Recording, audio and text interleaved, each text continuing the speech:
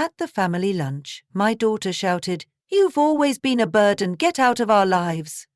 I quietly cried as she threw my clothes onto the sidewalk. The following week, she received a copy of my will. "I'm glad to have you here.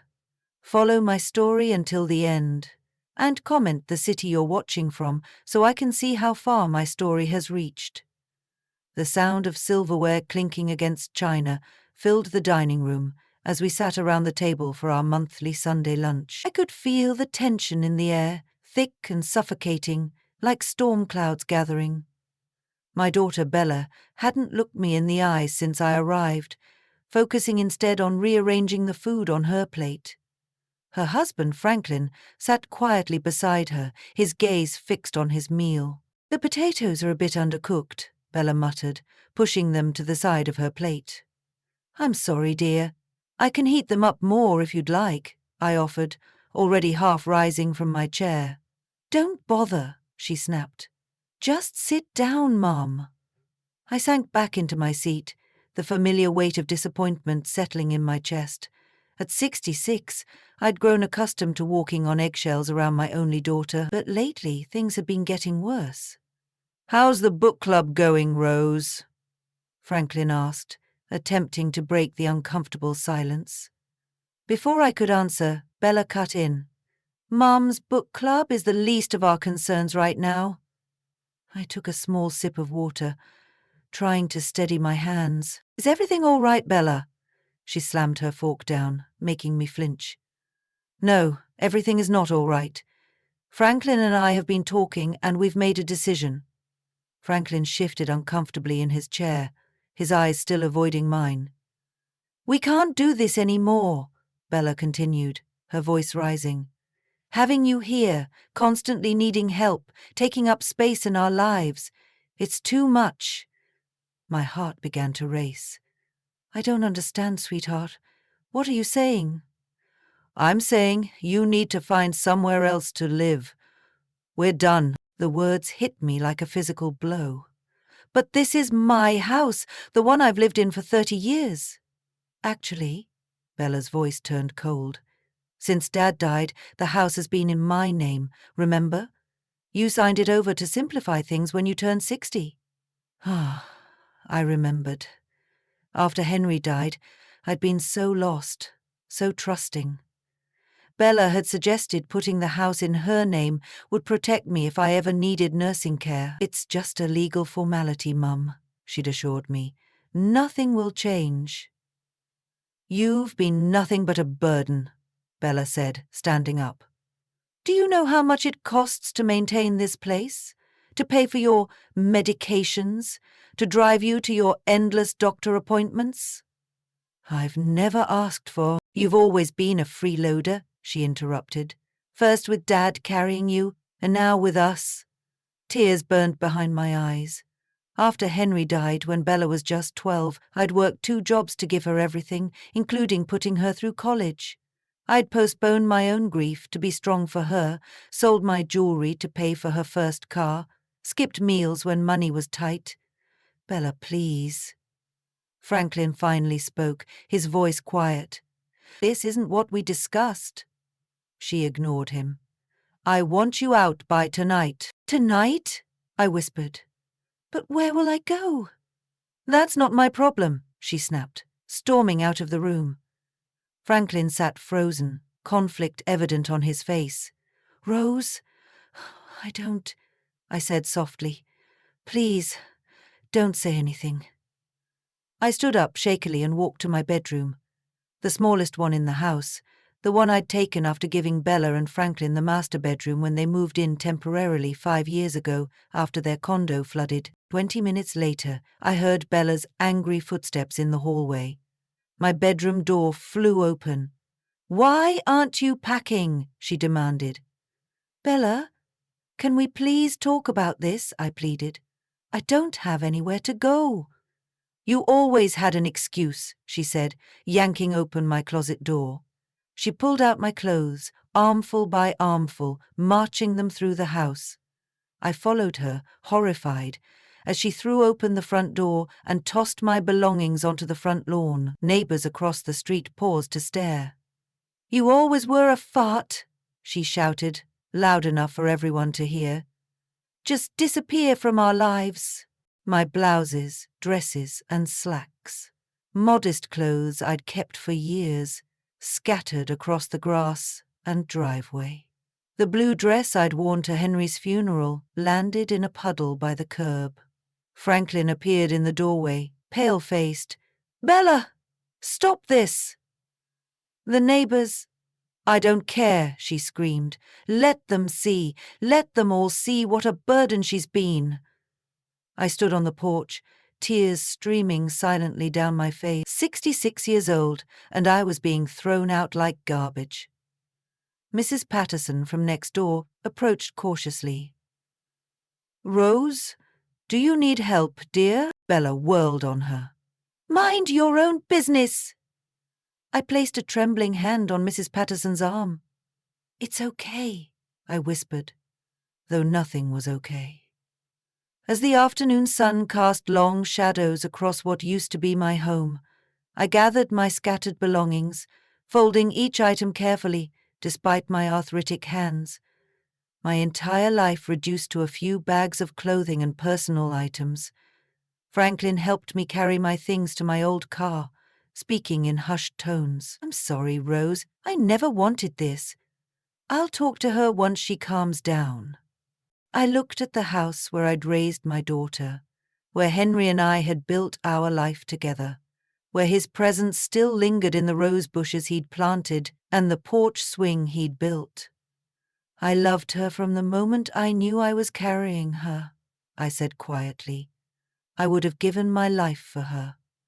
As I drove away, watching my home disappear in the rearview mirror, I felt something inside me break. But beneath the heartbreak, beneath the betrayal, a tiny spark flickered to life, one that would soon grow into something neither Bella nor I could have imagined. The small apartment smelled of fresh paint and new beginnings. It wasn't much, a one-bedroom unit in a modest senior living complex across town, but for now, it was shelter. I sat on the edge of the twin bed, surrounded by the few possessions I'd managed to salvage from my old life. 3 days had passed since Bella had thrown me out. 3 days of crying myself to sleep, jumping at every phone ring, hoping it might be her calling to apologize, of wondering where I'd gone wrong as a mother. "You've got to eat something, Rose," Margaret urged, placing a sandwich on the small dining table. My oldest friend had taken me in that first terrible night, helping me find this apartment the very next day. "I'm not hungry," I replied, though I couldn't remember my last meal. Margaret sat beside me, her weathered hand covering mine. "I've known you for 40 years, and I've never seen you like this. Talk to me." I took a shaky breath. "I gave her everything, Margaret. Everything." "I know you did, honey. After Henry died, I worked so hard. 2 jobs, sometimes 3 during the holidays. I never bought myself anything new, so Bella could have dance lessons and summer camp and those ridiculous designer jeans she just had to have." Margaret nodded, her eyes filled with the understanding that comes from witnessing a life unfold over decades. "And now," my voice cracked, "now she says I'm a burden." "She's wrong," Margaret said firmly, "and deep down she knows it." I shook my head. "You didn't see her face, Margaret. There was such contempt." Margaret sighed, standing up. "Well, there's something she doesn't know, isn't there? Something that might change her tune pretty quick." I looked up sharply. "I never told anyone about that except you. Maybe it's time you did." Walking to my purse, I pulled out a worn leather portfolio and opened it on the table. Inside were financial statements, property deeds and investment records. "Henry was always the forward thinker," I said softly, touching his signature on one of the documents. "When he was diagnosed, he knew he wouldn't see old age. The night before Henry died, he had made me promise something. 'Don't tell Bella about the land,' he'd whispered, 'not until she's mature enough to handle it. Money changes people, Rosie. The land in question was 5 acres outside of town that Henry had inherited from his grandfather. When he died, it seemed worthless, just scrubby fields on the outskirts. But 15 years ago, the city began expanding in that direction. Developers built a shopping center nearby, then housing developments. The value of our little parcel skyrocketed. "How much is it worth now?" Margaret asked. "The last offer was just over 2 million, I said quietly. Margaret whistled. "And Bella has no idea?" "No. After Henry died, I was so focused on keeping our heads above water, on making sure Bella had everything she needed. Then, when she was older, she never seemed responsible enough. She's always been impulsive with money, like those credit cards she maxed out in college." I nodded. "And the car loans, and the emergencies that always seem to require me emptying my savings account." Margaret shook her head. "So all these years you've been living modestly, even struggling sometimes, while sitting on a fortune? It wasn't about the money, Margaret. It was about honoring Henry's wishes, about waiting until Bella was ready. And now?" I closed the portfolio, a new resolve hardening within me. Now I know she never will be. That afternoon, I visited my lawyer, Thomas Edwards, who had been Henry's friend and had managed our modest affairs for years. "I want to change my will," I told him, after explaining what had happened. Thomas leaned back in his chair, his expression grave. "I always worried about you putting the house in Bella's name, Rose." "I trusted her," I said simply. "My mistake." He nodded sympathetically. "What changes did you have in mind?"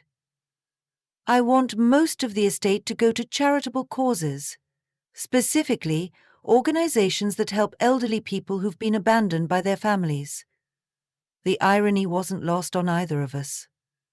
"A small portion should go to my grandson Jason's education fund, to be controlled by a trustee, not Bella. And for Bella herself?" I paused. "A modest amount, but with conditions." As Thomas drafted the new will, I felt a weight lifting. For years, I'd protected Bella from consequences, cleaned up her messes, forgiven her selfishness. That ended today. "I'd like a copy sent to Bella," I said as I signed the documents. "Not the full details, just enough to let her know there's more to her mother than she thought." Thomas raised an eyebrow. "Are you sure that's wise?" "No," I admitted, "but it's necessary." That evening, as I arranged my few belongings in the apartment, my phone rang. I didn't recognize the number. Mum. Bella's voice sounded different, controlled, almost sweet. "I've been trying to reach you." "Have you?" I kept my voice neutral, though my heart raced. "We need to talk.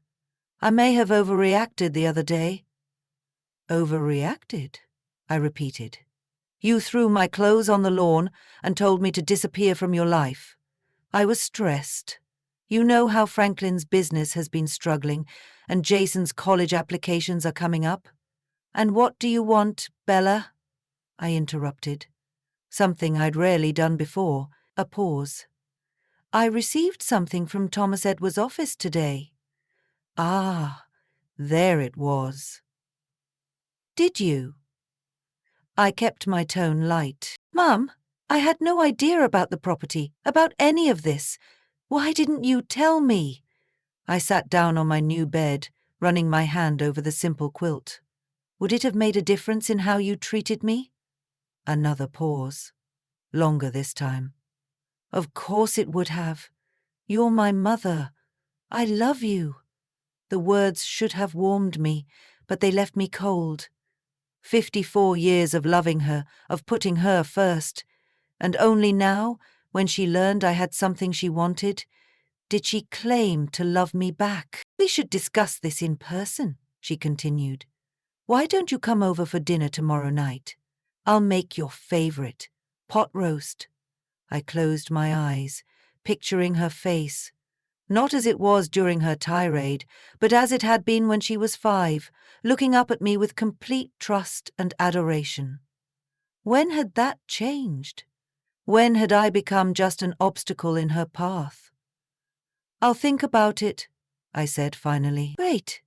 And Mum, I'm really sorry about, well, everything. We all say things we don't mean sometimes." As I hung up, Henry's words echoed in my mind. Money changes people. Indeed it did, but perhaps not in the way Bella expected, because while my daughter thought she'd just discovered my secret, she had no idea what I was truly planning. Bella's house, my former home, looked exactly the same as I pulled into the driveway, yet everything had changed. The porch light was on, welcoming me back to a place that had cast me out just 1 week ago. I sat in my car for a few moments, gathering my strength for what lay ahead. The front door swung open before I could even knock. Bella stood there, hair perfectly styled, wearing a floral dress I'd never seen before. "Mom," she exclaimed, her voice dripping with sweetness. "I'm so glad you came." She leaned in for a hug that I returned stiffly, noticing how she seemed to flinch at my modest apartment smell that had replaced my familiar lavender perfume. Come in," she urged, ushering me inside, as if I were an honored guest rather than the woman who had raised her in this very house. The dining room was transformed.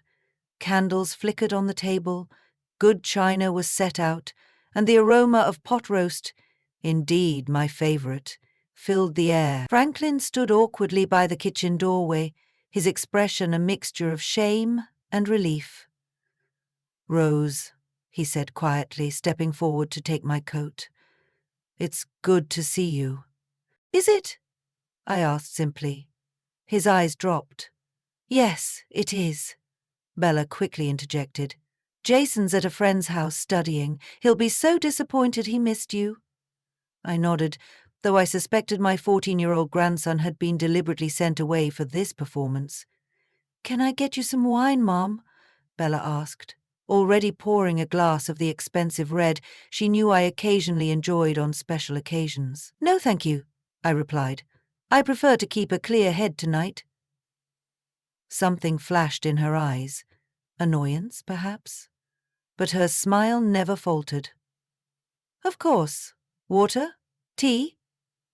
"Water is fine." We settled at the table, the silence broken only by the clinking of silverware against plates. Finally, Bella cleared her throat. "Mum, I want to apologize for what happened last week. I was under a lot of stress, and I took it out on you. It was unforgivable." I met her gaze steadily. "Yet here you are, asking for forgiveness." Franklin shifted uncomfortably in his chair. "We all make mistakes," Bella continued, reaching across to touch my hand. I resisted the urge to pull away. "Families should stick together, don't you think?" "Is that what you thought when you threw my clothes onto the lawn?" Her smile tightened.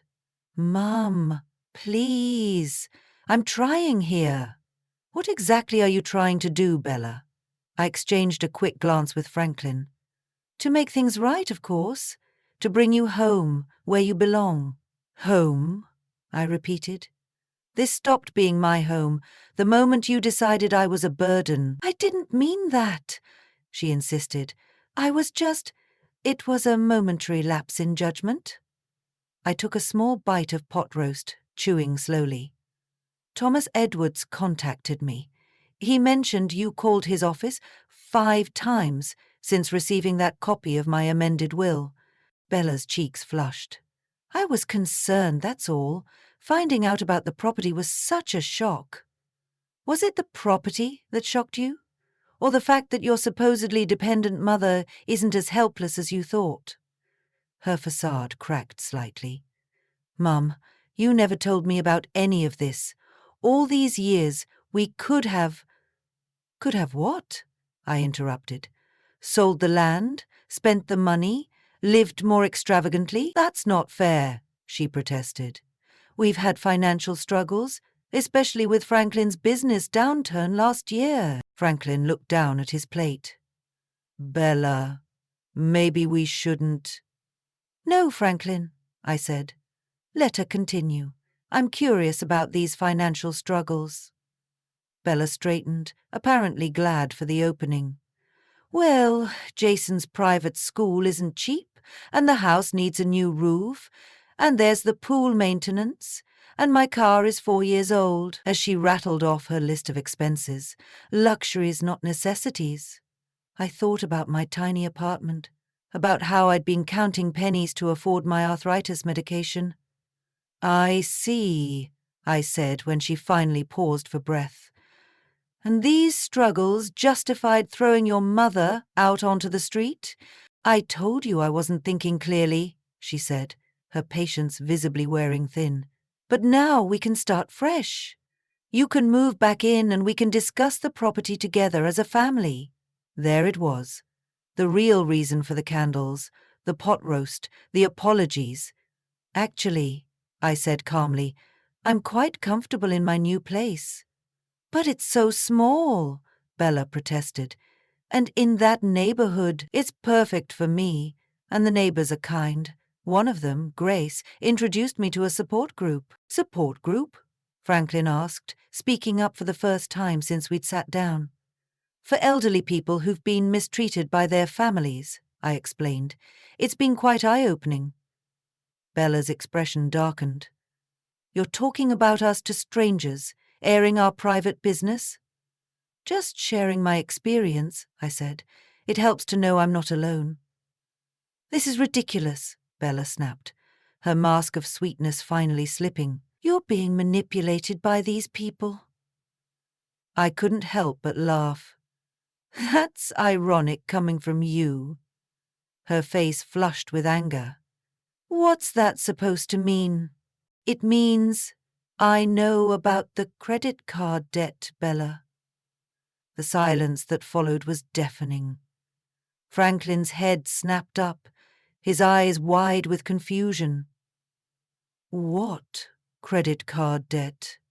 He asked slowly. Bella shot me a warning look, but I continued calmly. The 3 cards you've been hiding from Franklin, the $27,000, 0 cents you've spent over the past year on clothing, spa treatments, and that weekend trip to Vegas with your friends. The one you told Franklin was a work conference. How did you... Bella started, then caught herself.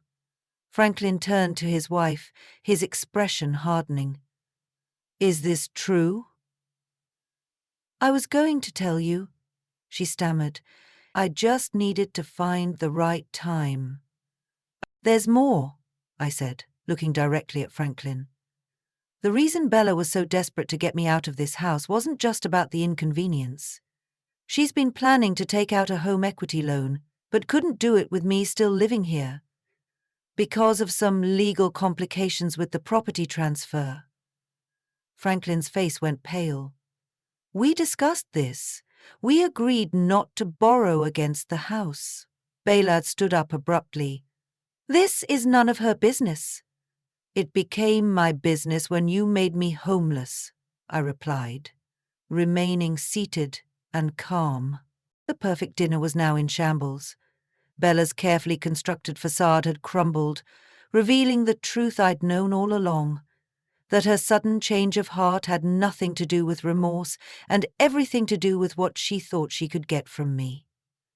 As I stood to leave, I felt no triumph, only a deep sadness for what our relationship had become, and a quiet determination about what I would do next. I think we're done here, I said softly. Thank you for dinner. Franklin rose quickly. I'll walk you out, Rose. Outside on the porch, away from Bella's ears, he spoke in a hushed tone. I didn't know about any of this. The credit cards, the loan. I swear, I believe you, I said, and I did. Franklin had always been passive, but never cruel. What happens now? He asked. I looked at the stars emerging in the evening sky, the same stars I'd pointed out to Bella when she was a child, teaching her to make wishes on the brightest ones. Now, I said, We all live with the choices we've made. As I drove away, I glanced in my rearview mirror. Franklin stood alone on the porch, watching me go, while inside a new storm was surely brewing. I had planted the seeds of truth, and now I would let them grow. 2 weeks passed without a word from Bella or Franklin. Each day I settled more comfortably into my new life. My tiny apartment gradually became a home, a sanctuary decorated with the few precious keepsakes I'd managed to save. Henry's reading glasses, our wedding photo, the handmade ceramic bowl Bella had crafted for me in 3rd grade, small treasures that carried the weight of memories. I had just returned from my support group meeting when my phone rang. Franklin's name flashed on the screen. Rose. His voice sounded strained. "Can we talk?" "Of course," I replied, setting down my purse. "Is everything all right?" He let out a humorless laugh. "Not exactly. Bella and I— Things have been difficult since your dinner visit." "I'm sorry to hear that," I said, though I wasn't entirely surprised. "Don't be. It needed to happen." He paused. "I've been looking at our finances. It's worse than I thought. Much worse." I waited, letting him continue at his own pace. "She's been hiding things for years, Rose. Not just credit cards. There are personal loans, online shopping accounts. She even took money from Jason's college fund." My heart sank at the mention of my grandson. "How much?" "Nearly $8,000, 0 cents. She said she was borrowing it, but—" He trailed off. "Franklin, I'm sorry. The thing is," he continued, "she's still fixated on your property. She keeps talking about what we could do with that money, how it would solve everything. As if $2 million would just vanish into her hands and disappear." I closed my eyes, Henry's warnings echoing in my mind. He'd been right all along. "Rose, she's planning something. She wants to contest your new will, claiming you're not mentally competent. She's been talking to a lawyer." A cold feeling settled in my stomach. "I see." "I don't agree with any of this," he added quickly. "That's why I'm calling. You should know what's coming." "Thank you, Franklin. That's decent of you." "It's the least I can do," he said quietly. "After everything." After we hung up, I sat motionless for several minutes, processing what I'd learned. Then I made a call of my own, to Thomas Edwards. The following Saturday, I received a text message from Bella asking me to meet her for coffee. I chose a public place, a busy cafe downtown, where the constant hum of conversation would provide both background noise and witnesses. I arrived early, selecting a table near the back with a clear view of the entrance. When Bella walked in, I barely recognized her. The carefully maintained appearance she'd presented at our dinner was gone. Her hair was pulled back hastily, dark circles shadowed her eyes, and her clothing, while still expensive, looked rumpled. "Mum," she said, sliding into the seat across from me. "Thanks for coming." "You sounded urgent," I replied. She ordered a triple espresso, her fingers tapping nervously on the table while we waited. "Franklin and I are having problems," she finally said. "He's being completely unreasonable." I took a sip of my tea. "In what way?" "He's obsessing over our finances, threatening to separate our accounts. He even mentioned divorce." Her voice cracked on the last word. "That must be difficult." She looked up sharply, perhaps expecting more sympathy than I'd offered. "It's his fault too, you know. His business has been struggling for years. If he were more successful, we wouldn't be in this position." I studied my daughter's face. The face I'd once watched in wonder as she took her first steps, said her first words. Where had that sweet child gone? "What position is that exactly?" "In debt," she admitted reluctantly. "But everyone has debt. It's normal. Not everyone hides it from their spouse," I pointed out, "or takes money from their child's education fund." Her eyes widened. "He told you about that?" It was temporary. I was going to put it back. With what money, Bella? She leaned forward, lowering her voice. That's actually why I wanted to talk to you. This situation with the will, the property, we can work something out, can't we? I'm your daughter, your only child. Yes, you are, I agreed, which is why your actions hurt so deeply. I've apologized for that, she exclaimed, drawing glances from nearby tables. What more do you want from me? I don't want anything from you, Bella. That's what you don't understand. She sat back, confusion crossing her features. Then why are we here? Because you asked to meet, and because I think it's time we were honest with each other. Her expression hardened. What's that supposed to mean? It means I know you're planning to contest my will, to claim I'm not competent to manage my own affairs. Bella's mouth opened, then closed. For once, she seemed at a loss for words. Franklin told you, she finally said, her voice flat, was concerned. He had no right, she snapped. This is between you and me. No, Bella, this is about you wanting my money. Money you didn't even know existed until 2 weeks ago. It's not just about money, she insisted. It's about fairness. I'm your family. That property should stay in the family. And what would you do with it? Pay off your secret credit cards? Buy a new car? Take another trip to Vegas? Her face flushed with anger. You're being cruel. I'm being realistic, I corrected. Your father was right to keep this from you. You've never been responsible with money, and you've never faced consequences for your actions. So this is punishment. For what? Being human? Making mistakes? I shook my head. This isn't punishment, Bella. It's me finally setting boundaries. By giving away what should be my inheritance? Her voice rose again. To strangers, to causes your father and I believed in, to your son's future, and yes, a portion to you, but with conditions that will actually help you, not enable more destructive behavior. She stood up abruptly, nearly knocking over her untouched espresso. This isn't over.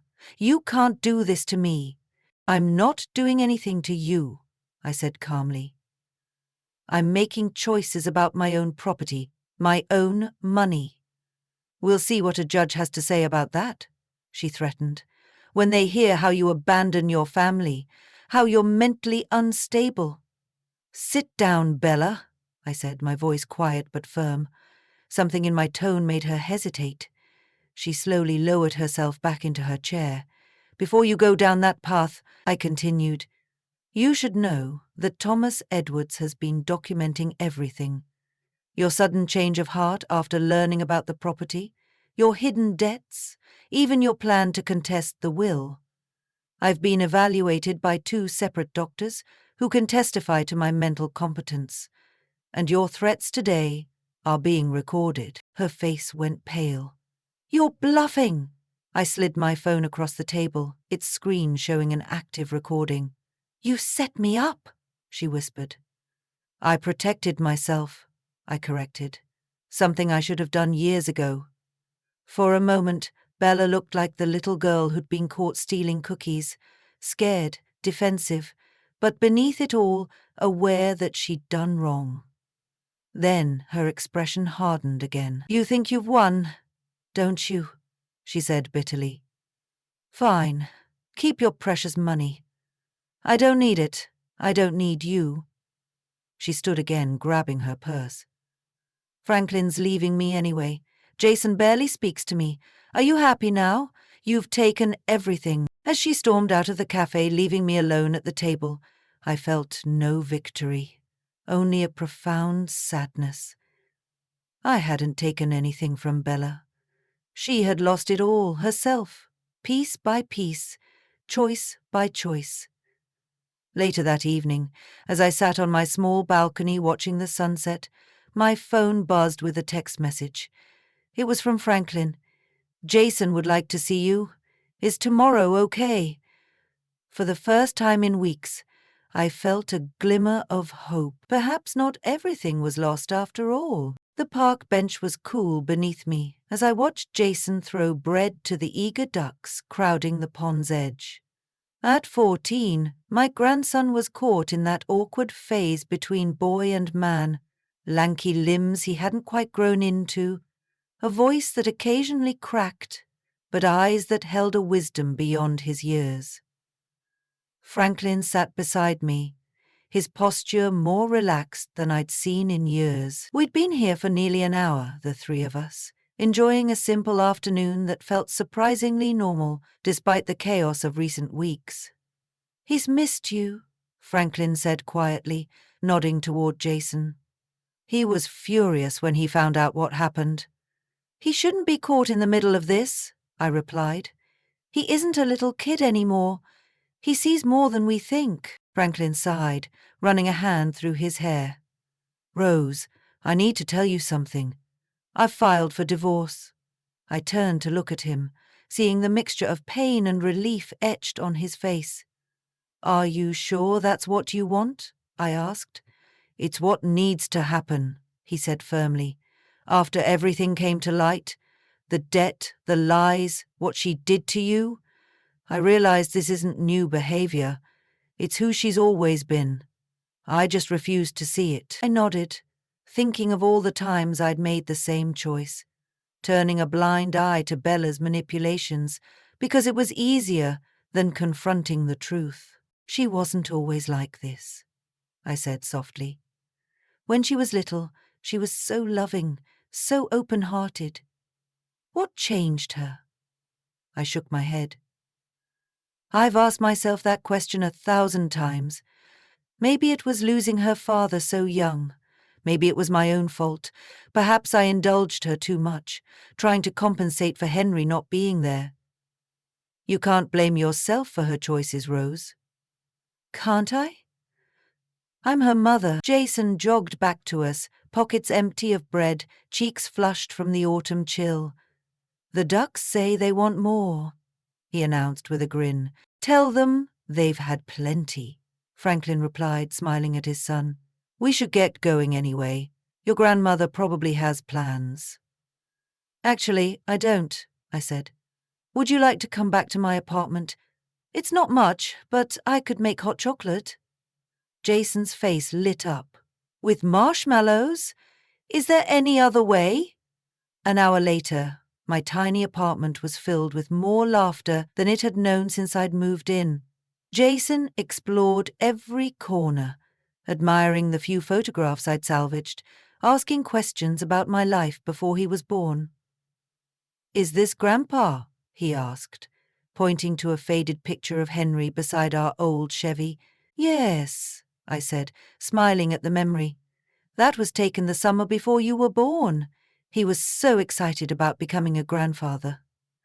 "Mum never talks about him," Jason said, his expression thoughtful.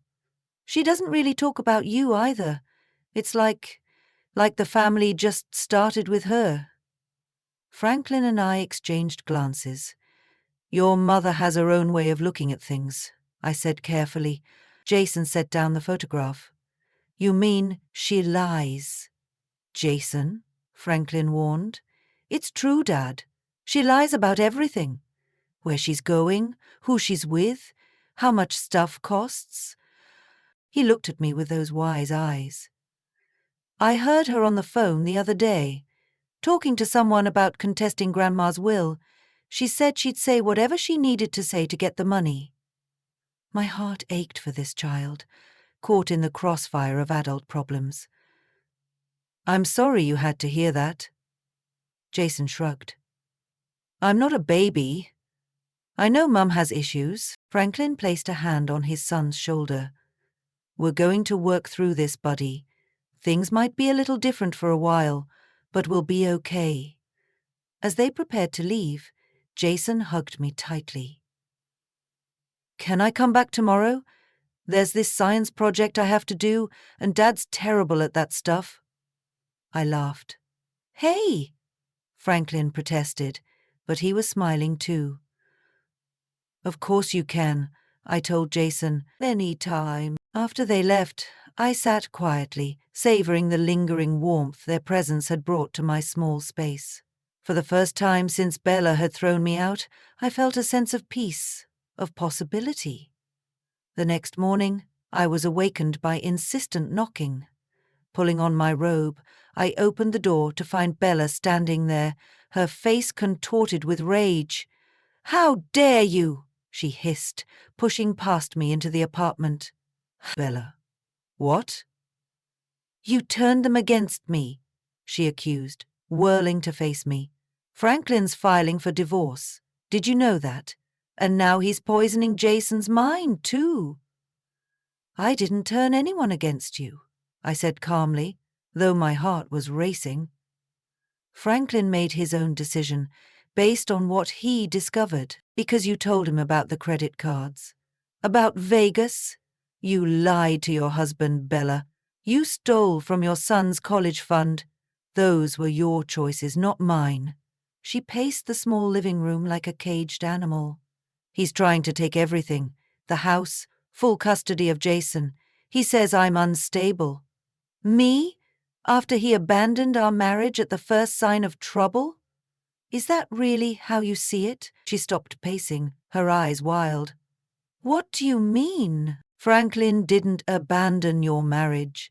He's responding to years of deception. There's a difference." "Oh, so you're on his side now," she spat. "My own mother." "I'm not on anyone's side, Bella. I'm just trying to see the situation clearly." She laughed bitterly. "Right. That's why you're letting my son come over here, filling his head with who knows what." "Jason asked to see me," I said, "and we don't talk about you." "I don't believe you." She glanced around the apartment with disdain. "Look at this place. It's pathetic. You're living like some tragic victim, when we both know you're sitting on millions." I took a deep breath. "Money isn't everything, Bella." "Easy for you to say when you've got it," she exploded. "Do you know what's happening to me? My life is falling apart. The bank called about the mortgage payment. My credit cards are maxed out. And now Franklin's threatening to expose everything in the divorce proceedings. I'm sorry you're struggling," I said, and I meant it. Despite everything, this was still my child. "But I can't fix this for you." "You could," she insisted, her voice dropping to something almost pleading. "You could help me, Mum. Just this once. Alone. That's all I'm asking. I'll pay it back, I swear." For a moment I wavered. The maternal instinct to protect, to make everything better, was powerful. But then I remembered the clothes scattered across the lawn, the cruel words, the years of manipulation. "No, Bella," I said softly. "I won't enable you any more." Her face transformed, vulnerability replaced by cold fury. "You'll regret this," she hissed. "I'm not done fighting for what's mine, and when I win, don't expect any mercy from me." "Was that really what your father and I raised you to be?" I asked, my voice breaking slightly. "Someone who threatens her own mother?" Something flickered in her eyes, doubt perhaps, or a fleeting moment of self-awareness, but it vanished as quickly as it had appeared. "You're the one who changed," she accused. "You're the one who turned your back on family." As she stormed out, slamming the door behind her, I sank onto the couch, my hands trembling. The encounter had left me shaken, but also strangely resolved. This wasn't just about money anymore. It was about breaking a pattern that had persisted for too long. My phone buzzed with a text from Margaret. "Coffee this afternoon? I've got someone I'd like you to meet." I hesitated only briefly before typing back, "I'd love to." It was time to start living my life again. Not as Bella's mother or Henry's widow, but as Rose. A woman with her own path still ahead of her. 6 months can change everything. As spring blossoms brightened the city parks, I sat in Thomas Edwards' office, finalizing the details of my estate plan. The winter had been long and difficult, but as the days gradually lengthened, so too had my sense of purpose grown stronger. "Everything looks in order," Thomas said, sliding the documents across his desk. "The trust for Jason is secure, the charitable foundation is established, and the conditions for Bella's portion are clearly outlined." I signed each page with careful deliberation. "And it's ironclad? She can't contest it?" "Nothing is absolutely ironclad in law," Thomas admitted, "but we've taken every precaution. The medical evaluations, the documented history of her behavior, her financial mismanagement. It would be extremely difficult for her to successfully challenge this. And Franklin's testimony would help if needed?" Thomas nodded. "His statement is powerful, as is Jason's, though I hope it doesn't come to that." I placed the pen down, a weight lifting from my shoulders. "Thank you, Thomas. For everything." "Henry would be proud of you, Rose," he said gently. "You've honored his wishes while also finding your own path." As I left the office, spring sunshine warming my face, I thought about how much had changed since that terrible Sunday when Bella had thrown me out. The pain hadn't disappeared. I doubted it ever would completely, but it had transformed into something else, something that propelled me forward rather than holding me back. I walked the 3 blocks to the community college where, at 66, I had enrolled in a literature course. It had been Margaret's suggestion, a way to fulfill the dream I'd set aside after Henry died, when raising Bella became my sole focus. "You're just in time," Professor Jenkins said as I slipped into the classroom. "We were about to discuss your paper on Jane Austen." My classmates, most young enough to be my grandchildren, turned to smile at me. Over the past months, I'd gone from being the old lady in the back row to just Rose, whose insights they respected and whose homemade cookies they eagerly anticipated each Thursday. After class, I checked my phone to find a message from Franklin. Jason got an A on his science project. He says he couldn't have done it without his grandmother's help. "Dinner tonight to celebrate?" I smiled, typing back a quick acceptance. My relationship with my grandson had blossomed in ways I'd never expected. 3 evenings a week he came to my apartment, sometimes with Franklin, sometimes alone, for homework help, cooking lessons, or simply to talk. He was the bridge that connected my past to my future, a reminder that family bonds could heal as well as hurt. Franklin, too, had become an unexpected ally. As his divorce from Bella progressed, he'd made it clear that I would always be Jason's grandmother, always welcome in their lives. His kindness had helped ease the ache of Bella's continued rejection. My last stop of the day was the coffee shop, where I was meeting Margaret and Robert. The thought of Robert brought a smile to my face and a flutter to my heart that I hadn't felt in decades. I'd met him 4 months ago, Margaret's recently widowed brother-in-law, a retired English professor with kind eyes and a dry wit that matched my own. Our friendship had developed slowly, cautiously, both of us carrying the weight of past losses. "There she is," Robert said warmly as I approached their table. He stood to pull out my chair, a gentlemanly gesture that always made Margaret roll her eyes good-naturedly. "How did the meeting with Thomas go?" Margaret asked, pushing a cup of tea toward me. She always ordered for me when I was running late. "Everything's settled," I replied. "It feels final." Robert's hand covered mine briefly. "Are you okay with that?" I nodded. "It's time. The property's being developed next month. The proceeds will fund everything we discussed, Jason's education, the Senior Advocacy Foundation, and yes, Bella's trust fund." "Has she tried to contact you?" Margaret asked. "Not directly. Franklin says she's been sober for 2 months now, attending therapy sessions as part of their custody arrangement. After Bella's last explosive visit to my apartment, things had spiraled further. She'd lost her job, been arrested for a DUI, and finally hit the rock bottom that forced her to confront her issues with money, alcohol, and relationships. The divorce had been finalized 3 months ago, with Franklin receiving primary custody of Jason. "Do you think she'll accept the conditions of the trust?" Robert asked.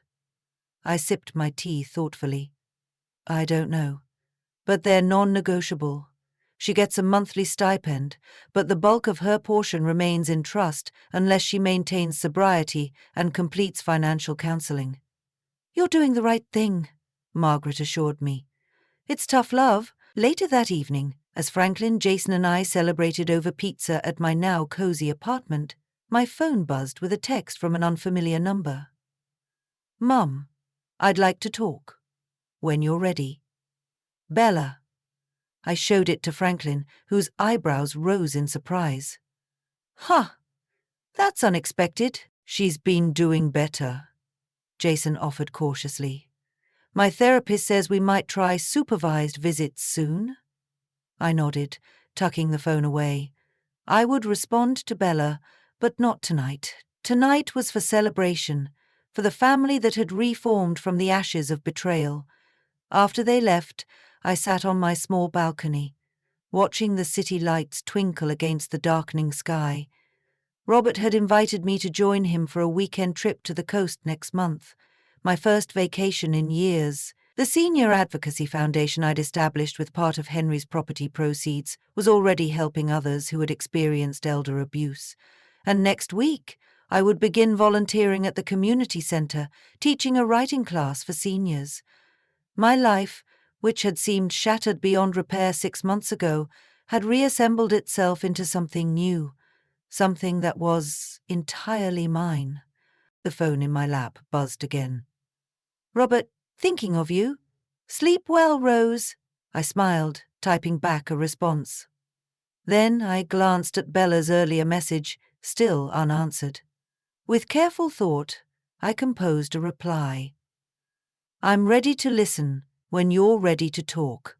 Coffee next week?" Whatever came next with my daughter, reconciliation, rejection, or something in between, I would face it on my own terms. The woman who had stood weeping on a front lawn, watching her clothes being thrown onto the grass, no longer existed. In her place stood someone stronger, wiser, and finally truly free. As I prepared for bed, I caught my reflection in the mirror. The silver hair I'd stopped dyeing, the laugh lines I'd stopped trying to hide, the clear eyes that had seen both heartbreak and healing. For the first time in years, perhaps decades, I recognized myself. "We did it, Henry," I whispered to the quiet room. "We found our way through." The path ahead would have its challenges. Bella's recovery was fragile, my relationship with Robert was new, and rebuilding family bonds took time. But I was no longer afraid. Whatever came, I would meet it with the quiet strength I'd discovered within myself. The strength that had been there all along, waiting to emerge. The last smile of Rose wasn't a final farewell, but a beginning, the start of a life reclaimed, a heart renewed, and a spirit unbroken. In the morning, I would wake to possibilities I'd never imagined 6 months ago. I would continue building this new life, piece by piece, day by day. And I would do it knowing that the greatest inheritance I could leave behind wasn't money or property, but the example of a woman who had learned, even at 66, that it's never too late to stand up, to start over, to find joy. That was Henry's true legacy, and now, finally, it was mine as well. Now, I'm curious about you, who listened to my story. What would you do if you were in my place? Have you ever been through something similar? Comment below. And until next time, take care.